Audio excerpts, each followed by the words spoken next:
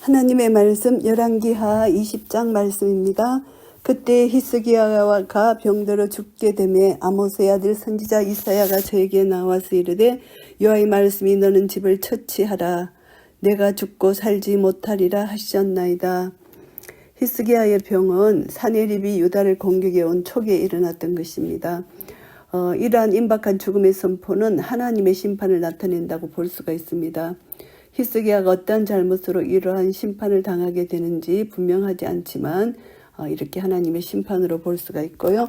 히스기야가 낯을 벽으로 향하고 여호와께 기도하여 가로되 세상의 모든 것을 포기하고 오직 여호와께로만 향하겠다는 다짐을 나타내는 이런 모습입니다. 히스기야의 이런 행동은 자신의 죽음이 임박했다는 소식을 들은 히스기야의 간절함을 나타내는데요. 그는 자기의 평상 업무, 주위의 사람들을 모두 몰리친 후에 오직 여호와께만 전심전력하여 기도하는 것입니다. 여호와여 구하오니 내가 진실과 전심으로 주 앞에 행하며 주의 보시기에 선하게 행한 것을 기억하옵소서 하고 심히 통곡하더라. 간절한 기도를 드리는데 진실과 전심으로 주 앞에 행한다. 히스기야가 여호와의 율법을 행함에 있어서 최선을 다했다는 것을 가리킵니다. 그래서 이것을 보면은 이제 심히 통곡했다. 심히 통곡한 데는 어떤 이유가 있냐면은 아직 그에게 왕위를 계승한 아들이 없었기 때문이라고 볼 수도 있습니다.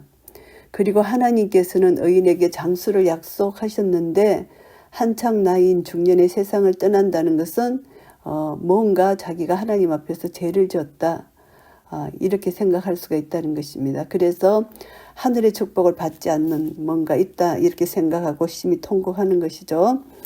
이사야가 성읍 가운데까지도 이르기 전에 여호와의 말씀이 저에게 임하여 가라사대 이제 이사야에게 하나님께서 이제 말씀을 주십니다. 히스기야 기도에 대한 하나님의 응답이 이렇게 신속하게 나타납니다. 너는 돌아가서 내 백성의 주권자 히스기야에게 이르기를 왕의 조상 다윗의 하나님 여호와의 말씀이 내가 내 기도를 들었고 내 눈물을 보았노라. 내가 너를 낫게 하리니 내가 3일 만에 여호와의 전에 올라가겠고 이제 하나님 말씀을 들었던 것을 그대로 얘기를 합니다. 내 백성의 주권자 이렇게 표현을 합니다. 히스기야가 다윗처럼 하나님 마음에 합한 왕이었다는 것을 말씀해 주는 것이고요. 내가 들었고 보았다. 하나님께서 히스기야의 기도가 하나님 마음에 합한 것이었음을 의미하는 것입니다. 그래서 우리도 눈물의 기도, 간절한 기도, 마음을 다하여 진실과 전심으로 하나님 앞에 하는 기도는 하나님께서 반드시 들으신다는 것을 알 수가 있습니다. 내가 내 날을 15년을 더할 것이며 내가 너와 이성을 아수르 왕의 손에서 구원하고 내가 나를 위하고 또 내 종 다윗을 위함으로 이성을 보호하리라 하셨더라.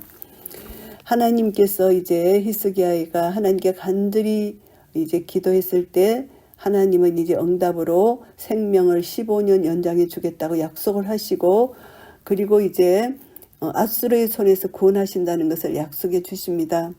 나를 이해하고 또 내 종 다윗을 이해한다. 하나님께서 히스기야의 간구에 귀를 기울이시는 이유는 하나님의 영광 그리고 다윗과 맺은 언약 때문인 것을 이렇게 말씀하고 계시고요. 이사야가 가로되 무화과 반죽을 가져오라 하매 무리가 가져다가 그 종체에 놓으니 나으니라. 이제 무화과 반죽을 가져다가 아픈 곳에 넣었더니 낫게 됩니다. 이것은 무화과가 능력이 있는 것이 아니라 하나님의 이적적인 치유 능력을 보여주시는 매개체일 뿐입니다. 그래서 히스기야의 종처는 3일 만에 나았다. 이렇게 8절 말씀에 나옵니다. 히스기야가 이사야에게 이르되 여호와께서 나를 낫게 하시고 3일 만에 여호와의 전에 올라가게 하실 무슨 징조가 있나이까. 결국은 이제 완쾌되었지만 3일 만에 이렇게 완전히 회복된 것으로 보이고요. 이제 여호와의 전에 올라가게 하실 무슨 징조가 있느냐를 묻습니다. 이미 치유받은 후에 왜 이처럼 징조를 구하는가 이렇게 생각할 수가 있습니다. 자기의 기도가 정말로 상달되었는지 확인할 수 있는 징조를 구하는 것이고요. 징조가 당연히 허락된 줄 알고 징조를 요구한 것입니다. 그랬을 때 이사야가 말합니다. 여호와의 하신 말씀을 응하게 하신 일에 대하여 여호와께로서 왕에게 한 징조가 이 말이이다. 해 그림자가 10도를 나아갈 것이니까 혹 10도를 물러갈 것이니까 해 그림자에 대한 징조입니다. 그래서 10도를 나아가게 할 것인지 물러가게 할 것인지 이것을 묻는 것입니다. 히스기야가 대답합니다. 그림자가 10도를 나아가기는 쉬우니 그리할 것이 아니라 10도를 물러갈 것이니이다. 쉬운 것을 택하지 않고 어려운 것을 택한 것은 하나님의 능력이 그만큼 크다는 것을 나타내는 것이죠. 그래서 이제 10도를 물러가게 하나님의 능력으로 10도를 물러가게 하셨습니다. 선지자 이사야가 여호와께 간구했을 때 아하스의 일령비에 나갔던 해 그림자로 10도를 물러가게 하셨더라. 하나님의 능력으로 물러가게 하신 징조를 보여주셨고요. 그때 발라단의 아들 바벨론 왕 브로닥 발라단이 히스기야가 병들었다 함을 듣고 편지와 예물을 제게 보낸지라. 바벨론 왕이 이제 히스기야 병들었다는 것을 알고 예물을 보냈다고 나옵니다. 이것이 이제 바벨론과 히스기야의 만남입니다. 그런데 이 바벨론에게 유다가 완전히 멸망될 것을 이제 히스기야는 모르고 있죠. 그러나 이제 바벨론이 등장함으로 결국은 유다가 바벨론에게 멸망하는 그런 일을 당하게 됩니다.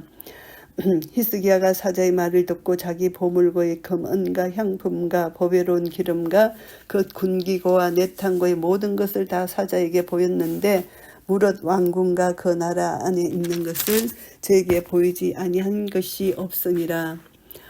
히스기야가 이렇게 어리석은 일을 합니다.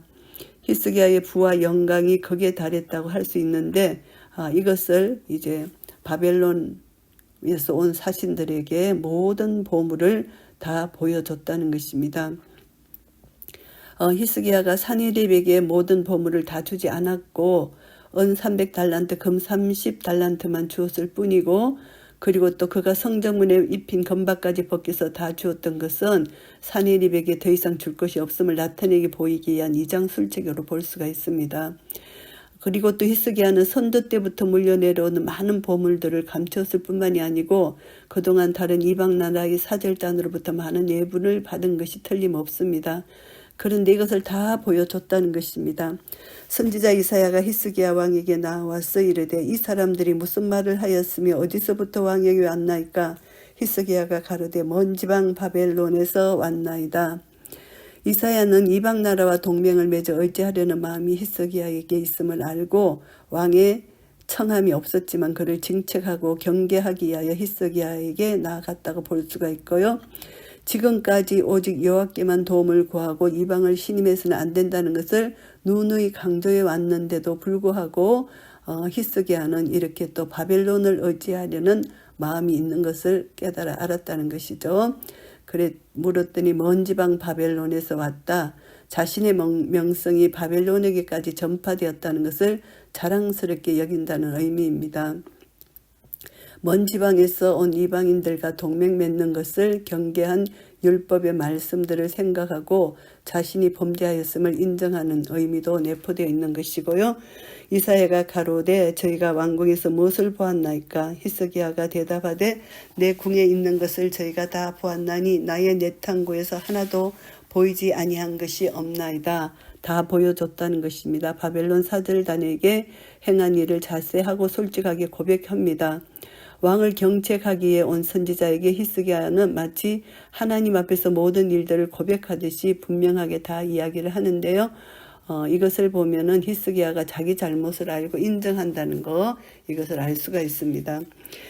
이사야가 히스기야에게 이르되 여호와의 말씀을 들으소서. 여호와의 말씀이 날이 이르리니 무릇 왕궁의 모든 것과 왕의 열조가 오늘까지 쌓아두었던 것을 바벨론으로 옮긴 바 되고 하나도 남지 아니할 것이요. 이제 예언을 합니다. 보물들 가운데 금은의 상당 부물은 아수르에게 넘겨갔지만은 다른 보물들은 여전히 있다는 것이죠. 이것이 이제 바벨론으로 옮겨간다는 것입니다. 결국은 바벨론의 포로가 된다는 것을 예언한 말씀입니다. 결국 BC 586년에 예루살렘이 멸망하고 바벨론의 포로로 다 잡혀가게 되는 것이잖아요. 또 왕의 몸에서 날 아들 중에서 사로잡혀 바벨론 왕궁의 환관이 되리라 하셨나이다. 결국은 환관이 되는 히스기야의 후손들이 한간이 되는 이런 어려움을 당한다는 것을 말하고요. 히스기야가 이사야에게 이르되 당신의 전한 바 여호와의 말씀이 선하니이다 하고 또 가로되 만일 나의 사는 날에 태평과 진실이 있을진데 어찌 선하지 아니하리요 하니라. 하나님의 말씀은 다 선하다는 것입니다.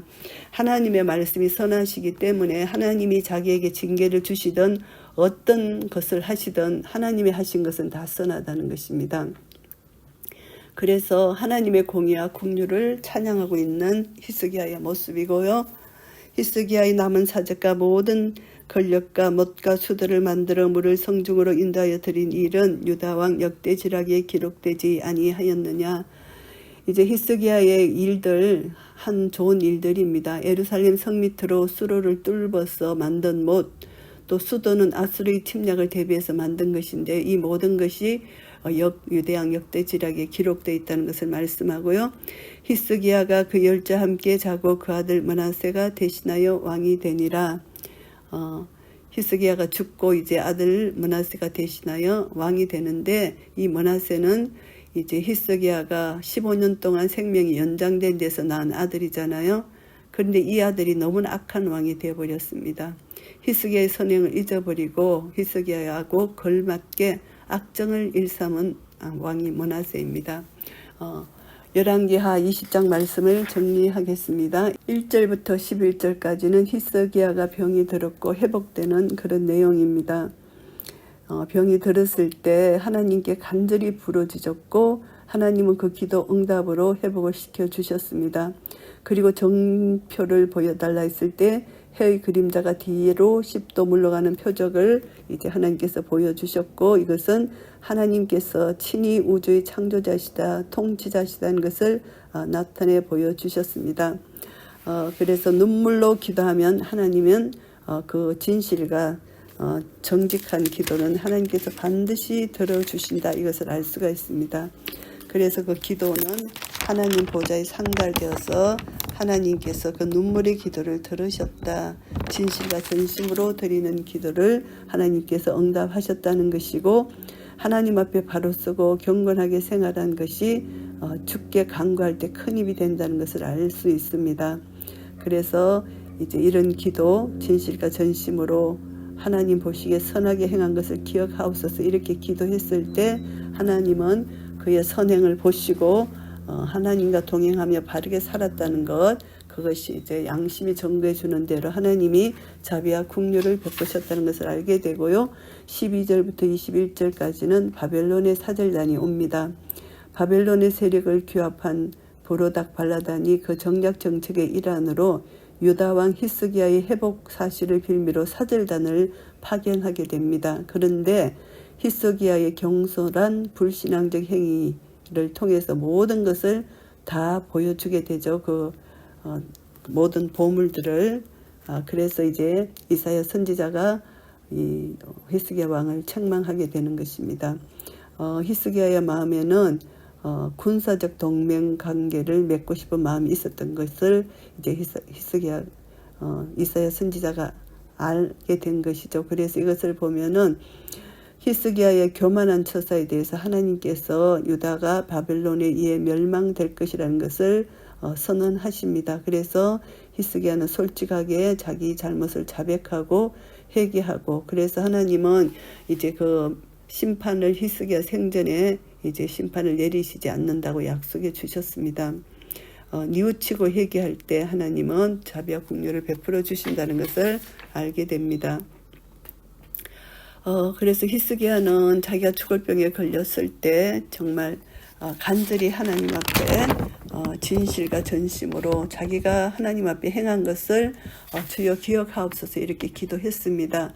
그리고 하나님께서 또 생명을 연장시켜 주셨는데 히스기야는 또 바벨론의 사절단이 왔을 때 교만하여서 그 모든 군기고 내탕고 보물고 모든 것에 있는 금은 보화, 향품, 기름 모든 것 왕궁과 나라 안에 있는 모든 것을 다 보여주지 않는 것이 없었습니다.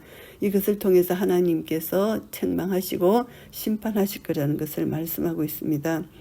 결국은 보여준 그대로 다 바벨론으로 옮김바 된다는 그 예언대로 결국은 바벨론의 포로가 되었잖아요. 그래서 우리는 힘들고 어려울 때 하나님 앞에 나와서 간구하고 기도하고 끝까지 믿음이 계속 유지되도록 하나님 앞에서의 삶을 살아야 되는데, 잠시 또 교만이 들어가고 나태해지면은 또 죄를 범하게 된다는 것을 알게 됩니다. 히스기야가 범한 죄는 엄청난 큰 죄입니다. 모든 것을 적군에게 다 보여준 것, 이것은 엄청난 죄라는 거죠. 결국 히스기야의 교만, 나는 이렇게 많이 갖고 있다, 검은 보화를 많이 갖고 있다, 자기의 부를 자랑하고 자기의 명예를 자랑하는 것입니다. 이 모든 것은 하나님으로부터 주어졌는데, 우리의 자랑은 하나님 여호와 한 분밖에 없는데 자기가 한 것처럼 이렇게 모든 것을 자랑한다면 결국 교만은 패망이 선봉이 되고 자랑은 반드시 하나님의 심판으로 꺾여진다는 것을 우리가 교훈받을 수가 있습니다. 그래서 우리가 자랑할 것은 오직 하나님 한 분밖에 자랑할 것이 없고, 나의 나된 것은 전적인 하나님의 은혜인 것을 생각하고 고백하고, 우리는 모든 것을 하나님께 맡기고 모든 영광을 하나님께 돌려드려야만 된다는 거 교훈받게 됩니다. 그래서 이것을 통해서 우리는 다시 한번 거룩하고 정결한 삶을 살게 되고, 겸손히 하나님만 의지하고 나아갈 때 하나님께서 우리를 통해서 영광을 받으실 것입니다. 이런 은혜가 우리 모두에게 있으시기를 예수 그리스도의 이름으로 축복합니다. 아멘.